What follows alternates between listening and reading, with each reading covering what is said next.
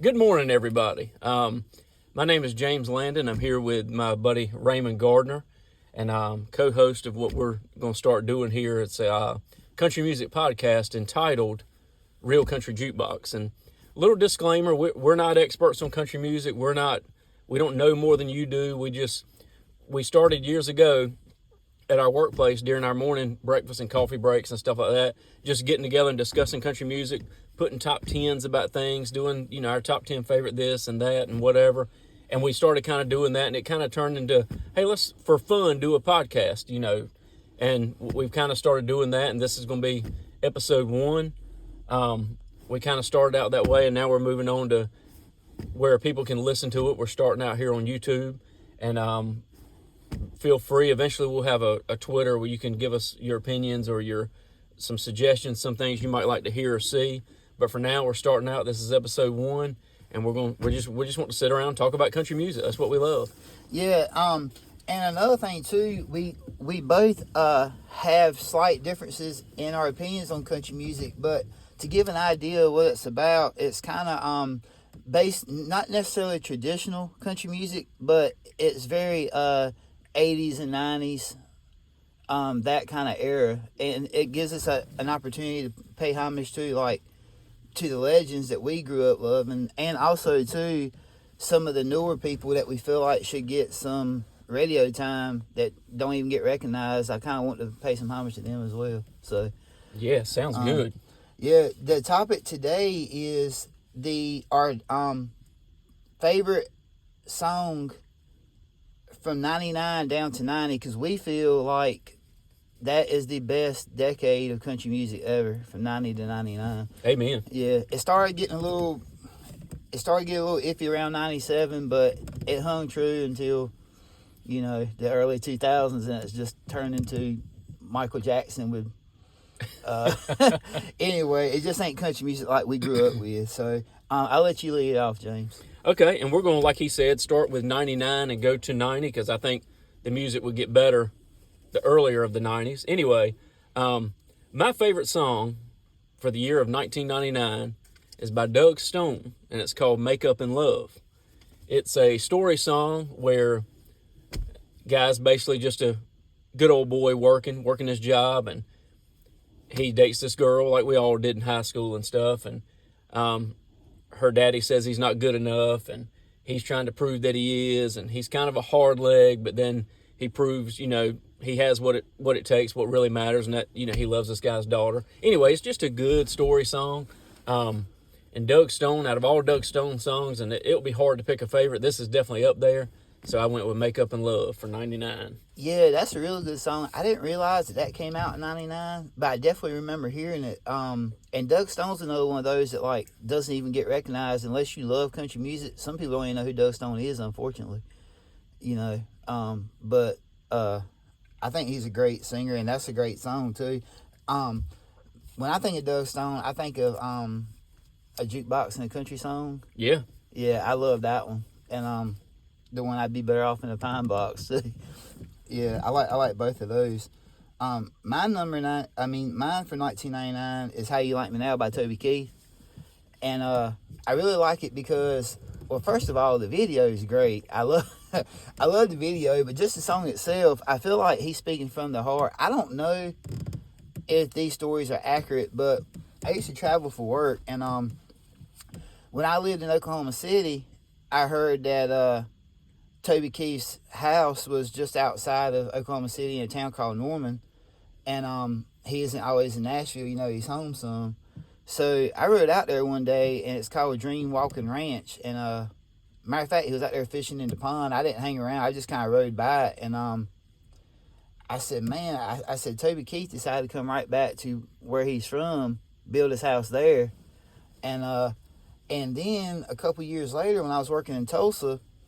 And you never know who's telling the truth and who ain't, especially since I'm, out of towner. But Right.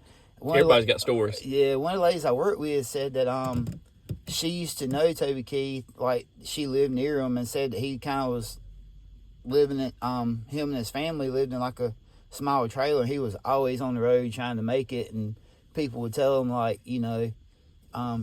your wife's having to keep this stuff up while you're out gone and you ain't made it yet and you're getting older and all this stuff. So I'm sure that song packs a big punch for him. He got the last laugh. Yeah, absolutely. So, all right, moving on to 1998. I've got Little Past the Little Rock by Leanne Womack. You'll learn this the more I talk about stuff. To me, Leanne Womack, and this is just an opinion, there's probably 10 ladies that you could say this about, but my personal favorite, in my opinion, Leanne Womack's the greatest female voice there's ever been. That's just me. She's definitely my favorite. That's not up for debate. But Little Past the Little Rock, and probably if I had to sit down and think about it, that's probably my favorite song of hers. But it's just amazing to me. Everything about that song, the way the music is arranged and stuff really like good. that. The video is really good. It's in black and white. It's in black and white. I love a black and white video. But good story, good voice. I mean, I will never get. I could sit down and listen to that song literally 500 times in a row and not get sick of it. Still be just tore up by it. It's great stuff. Yeah, another thing too, the difference that me and you have always kind of had. We have some similarities, but like you love the slower stuff. I love more. Like my favorite Leanne Womack song was Buckaroo. Definitely a contrast there. Yeah. But yeah, that is a good song. My number 9. I mean, gosh. No, but I will say this: we're glad Buckaroo's in color because it brings out the eyes. Yeah, that's right. For 1998, mine's Little Man by Alan Jackson. And you know, ever since that video came out, it just. I'm from Martin County, but although growing up in Janesville, man, just with Williamston being like the central part of the county where all like the main stuff is, you know, even in like the 97, 98 era when that song came out, I could notice it then, but now really notice it, how much downtown Main Street area has just gone down and all the buildings are closing. I believe it was 2020 when Martin Supply finally closed their doors. And although there's some like legendary spots down there, like Marco Hi-Fi, Miller Sport Goods and all, Martin Supply to me was kind of like the basis of the small town feel. My granddaddy used to go down there and sit and talk with the old guys, and people would go in there and buy anything from baseball bats to hunting gear, and you know, they'd sell hoop cheese there. I mean, you know, it was just, they had bows. And, you know, when you see stuff like that go downhill before your eyes and eventually close down, then a song like Little Man just gives you such an impact, you know? Yeah. I really wish that street would be built back up. And there's even, like, I love the old-timey pictures where it even shows, like, people with, like, horse and cart down that road. Yeah. And some of those buildings were there then. And isn't that video in black and white as well? I don't think so. It could be, though. Maybe just my mind takes it there, but well, yeah. It could be. But I do like how it depicts little towns like that. You can tear them down and you can change things, but you can't take the memories from towns like that. So I miss stuff like that. Yeah, that is definitely my favorite song from that year. And that's another very country song as it was changing too. Like, but Alan Jackson stayed true regardless. I mean, if he put out a song, which, you know, I think last year he put out an album. If he put out a song right now, it's still going to sound like the stuff he did in 89 to present time. Actually, and this is a little off topic, and we'll get off topic some because this is just how the conversation goes, but his last album was countrier than anything he's ever done. Agreed. I mean, agreed. Or at least as country as anything he's ever done. Yup. 1997. I'm going to bore y'all to death with Leanne Womack because, I mean, she just deserves to be talked about. 1997, The Fool by Leanne Womack. Now, I said Little Past the Little Rock was my favorite. The Fool is probably her best song. Just that hook at the end after you find out what's going on with the guy and these two ladies and feelings and all that sort of stuff. Man, I mean, story songs are getting less and less forefront, I guess is the way to put it. But back then they were running rampant. They were just that's what I love about country music, man. I want you to tell me a story. I don't want to hear the same old repetitions. I want to hear stories. And Leanne Womack told that story. The Fool is my favorite song of 1997. 97 for me. I kind of struggle with this a little bit because she's not one of my favorite singers, but I believe one of the best vocals of female country music's ever is Martina McBride. And that song "Wrong Again" is a heck of a song. And to me, it's probably the best song she's ever done. And she's just got the voice, man. Like even like when she did that Christmas album, when she sung "Oh Holy Night," I believe, the way she held out some of those notes. But if I was going to ride around just listening to something all the time, that ain't going to be it. So my favorite song from 97 is "Carrying Your Load With Me" by George Strait.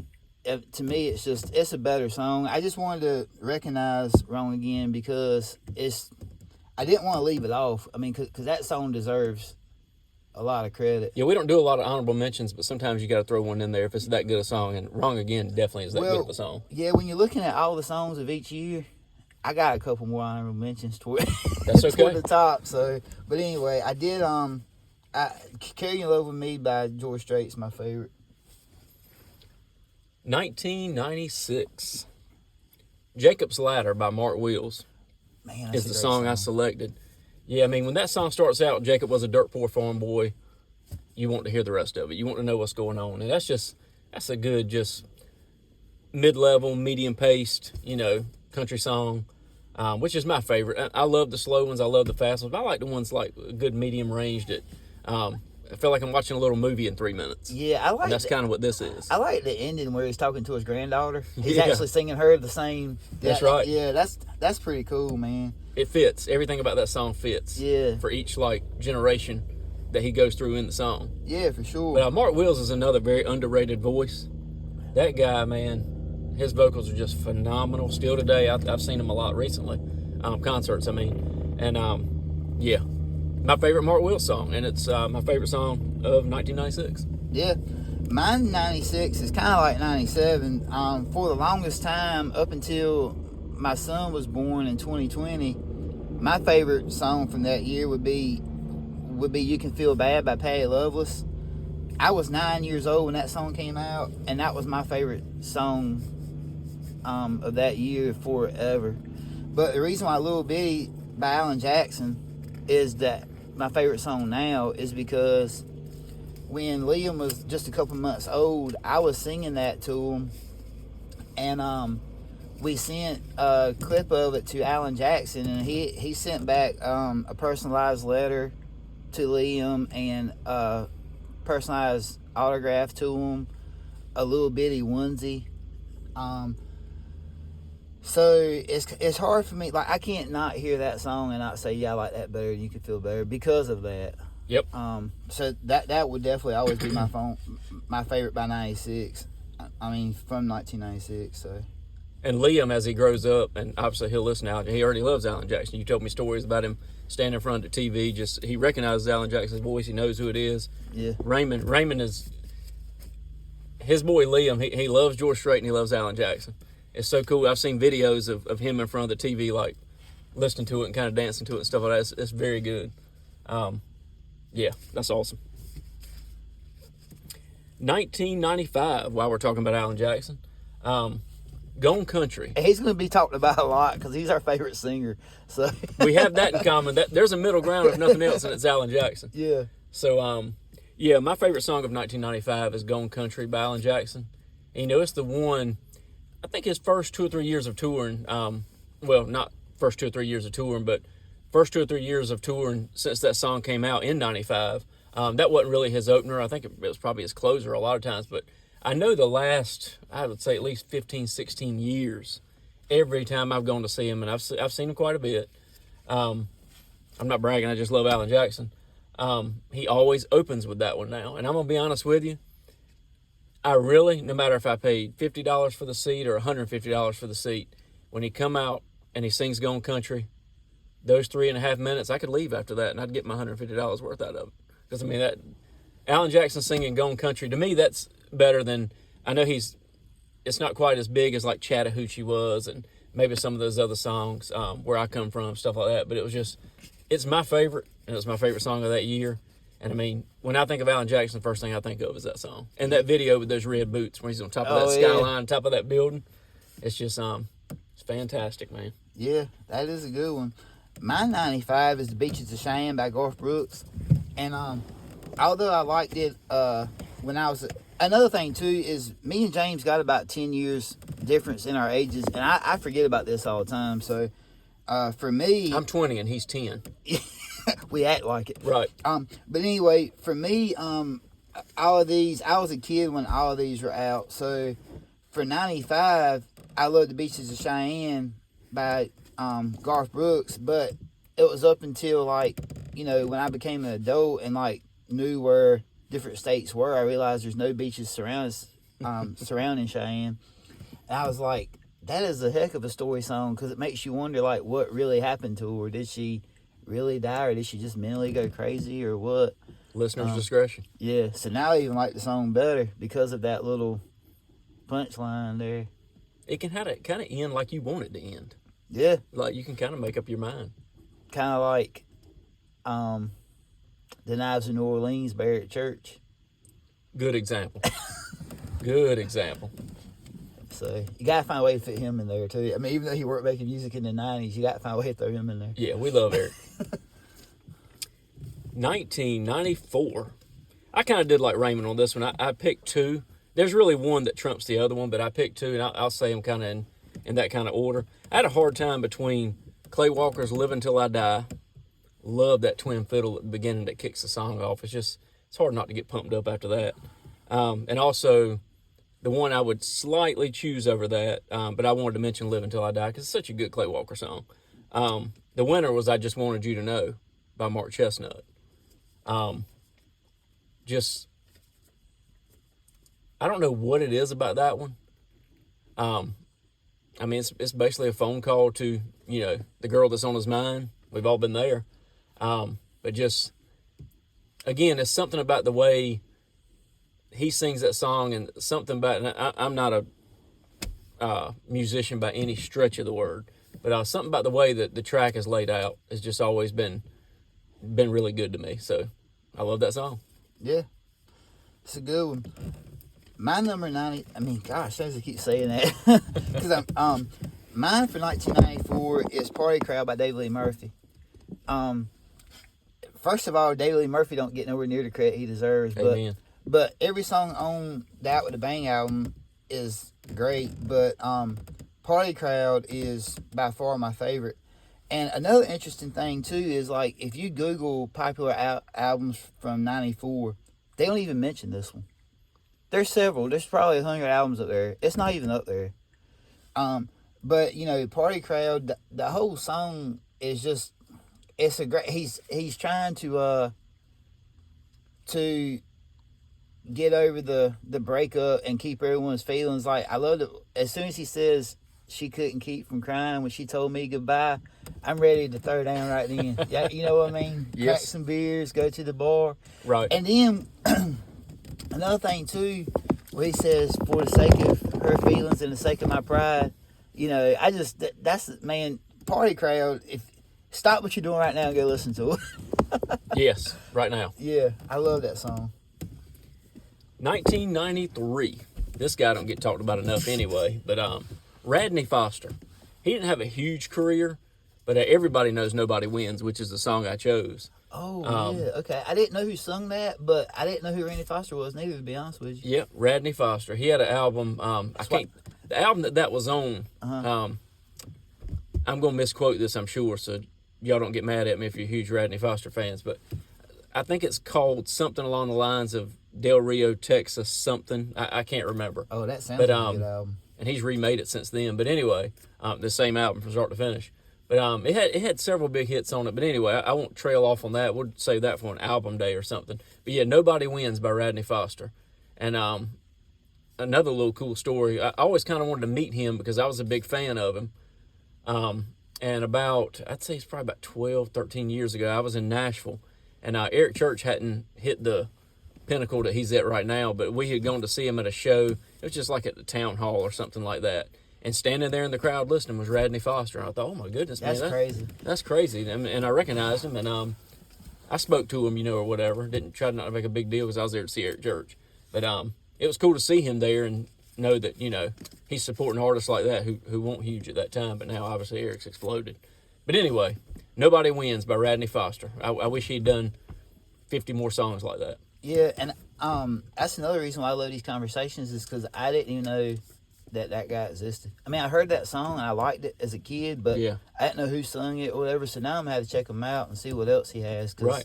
We ain't gonna find anything like that if I turn on the radio right now. No. So, my 1993 song is "Calling Baton Rouge" by Garth Brooks, and it's just a fun song. Period. I love that song. It's one of those ride down the road, roll down the windows, crank it up. 1992. I chose Little Texas, You and Forever and Me. I love the video. I love the song. And it brings some, I wouldn't say childhood, but kind of like, I don't know what it is, but that album had just come out. It was the first Little Texas album.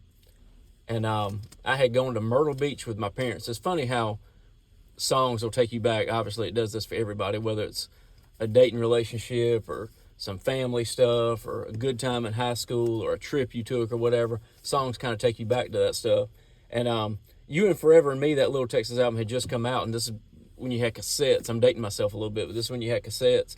And the whole time we were in Myrtle Beach, I just listened to that album on repeat. I mean, it had a lot of hits on it, but You and Forever and Me was my favorite one. And that was one of the first trips I took, like with my family, my brothers, my parents, and stuff like that, to Myrtle Beach. And I love the song. I love what it says, but it also takes me back to that Myrtle Beach trip in 1992 where I had so much fun and fell in love with Myrtle Beach because I didn't know much about it. Now I've been a million times, but it reminds me of fun time with my family in Myrtle Beach, and it reminds me of just how good bands were in the 90s, especially 90 to 95, not trailing off on that, but I wish we had more bands like that because at that time we had Little Texas, Black Hawk, Shenandoah, Diamond Rio, McBride and the Ride. The list could go on, but I miss bands like that, and Little Texas had that perfect mix of crank it up, drums, guitars, loud in your face, and ballads for the chicks. Yeah, and it's weird because if you catch a newer, I don't want to say new, they've been out for a while, but it's new to some people. If you catch a newer country band now, like Turnpike Troubadours or Randy Rogers, they ain't gonna get radio play anyway. Right. So, I mean, they're out there. They just don't get the kind of recognition that I feel they deserve anyway. I agree. Shout out to Midland. Midland's out there doing it. That is true. Yeah, I forgot about Midland. Anyway, mine for 92, I struggle with this a little bit because if I had to pick a country song, period, that described me as an individual, it would be I Wouldn't Have It Any Other Way. I Wouldn't Have It Any Other Way by Aaron Tippin. That whole song from start to finish is me, period. But I went with Heartland by George Strait because that's Liam's favorite song, and that's my son. And a funny thing about that is when he was first born, they couldn't get his oxygen levels up that well. I mean, he was okay, but they had to give him a little oxygen to give him a boost, and he weren't responding he weren't opening his eyes for the nurses and the doctor. And I went over there and spoke to him. He opened his eyes right up, and I talked to him, and he was very intrigued in me, because he had heard my voice before, I guess. And I took him, they told me to take him over to the side, and they took him off the oxygen or whatever, and he was fine. And I just, for some reason, I was just like, when you're hearing twin fiddles and a steel guitar, I started singing Heartland to him, and he was just like so engaged, man. Yes, sir. And so the very first words that he ever heard were, when you're hearing twin fiddles and a steel guitar. I mean, so Heartland's got to be my favorite. And his favorite movie is Pure Country, so we watch it like several times a day. But yeah, and another thing too, like there is just when you look at the world and how crazy it is, and how unless I'm in town or watching the news, I don't experience it. Like rain on an old tin roof on a summer night where there's still no wrong from right. That's the way it is down my road. So when I hear that song, I feel right at home with it. So yeah, Heartland by George Strait is definitely my 92. I guess it would pass. I wouldn't have it any other way. I try not to have those second songs on my list, but That's okay. when you talk about all the songs of one year, that's tough, man.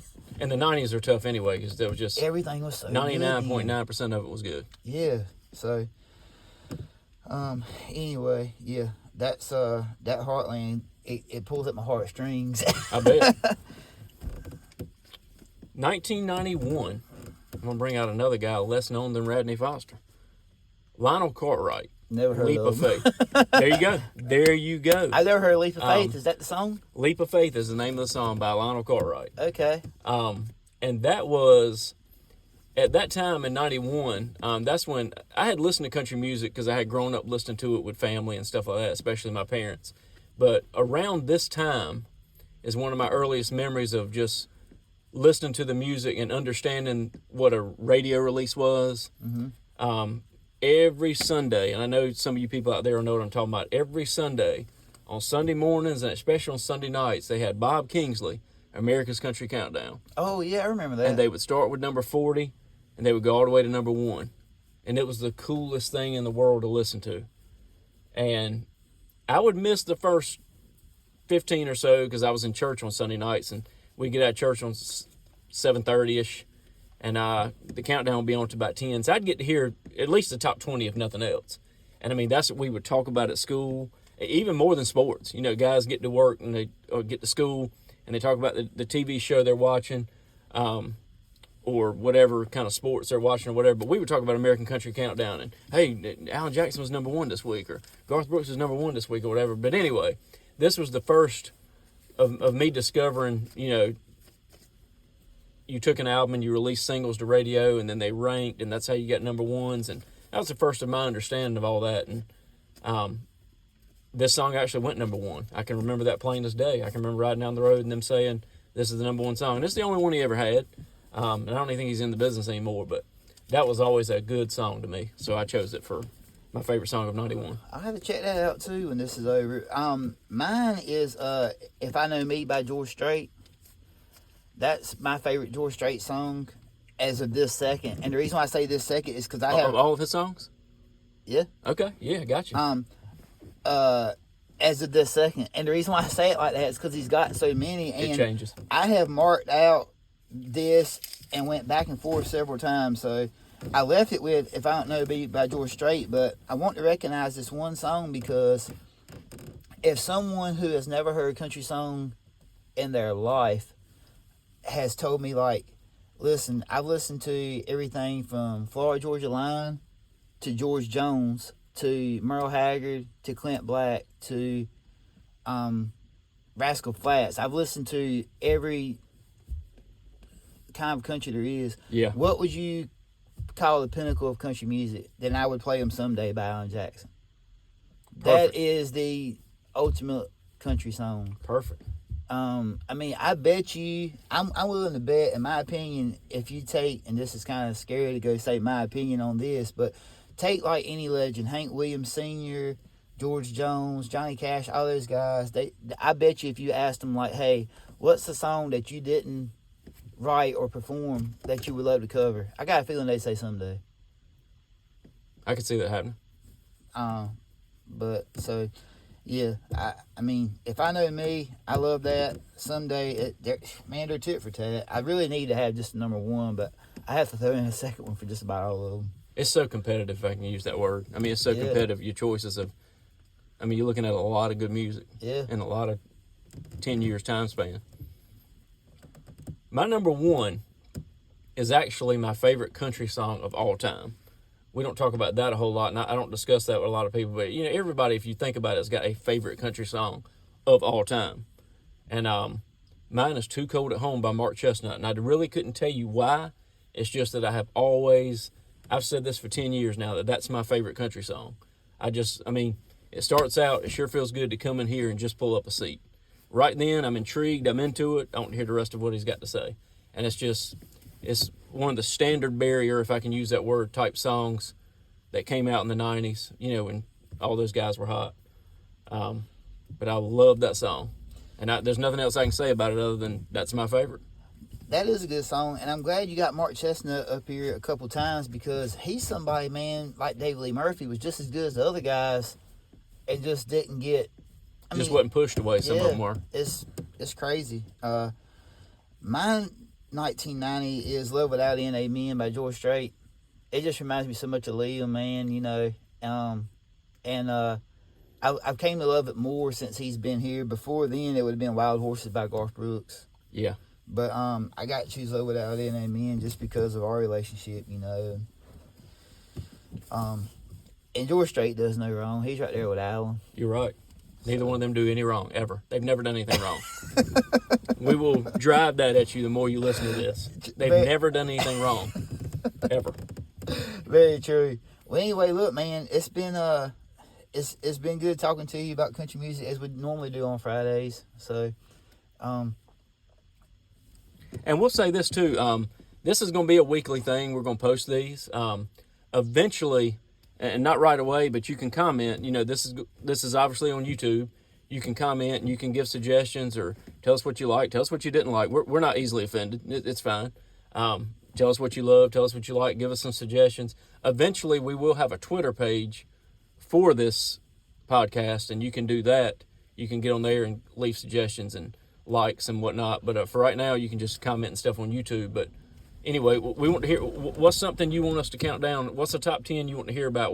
And it ain't got to be a top 10. What do you want to hear us discuss? What are you tired of hearing? What do you like hearing? You know, we're open to suggestions because, like I said, we're not experts. We're just up here having fun because we love talking about it. And everybody's opinion matters. Yeah, and another thing, too, everything ain't going to be top 10s. We kind of do top 10s because when we used to get together to talk about country music, we would talk about anything that happened new by a relevant artist that week, and then it would end up falling back into Alan Jackson, George Strait, or me. I'm a huge Whiskey Myers fan, and I don't bring them up a whole lot on this country music podcast because it's kind of like we want to keep it as traditional country as possible, and they got a very rock sound. But I would talk about them a lot, but basically the top 10 thing came from getting us away from Whiskey Myers, Alan Jackson, and George Strait all the time, and talk about some things that we didn't know about each other, like that Cartwright guy you mentioned, and you know, you probably would have never guessed how much I love Wrong Again. You know what I mean? Like that was the purpose of this. So the top 10, we're gonna do some of those starting out because it gives us something to kind of break the ice with the podcast. But yeah, we'd love to hear like topics, you know, about how the new music that we may not have heard that y'all like that we could listen to and let you know how we feel about it, or you know, just the way that country music has evolved, and you know, just different things like it. But we basically want to recognize the country songs and artists that we've always loved, and some of the newer ones that if they would just get discovered, yeah, you know, that they go number one, man, because a lot of them got a huge following. So, but. All right. Y'all have a good weekend. We will be back next week and with a new topic. And y'all have a great day.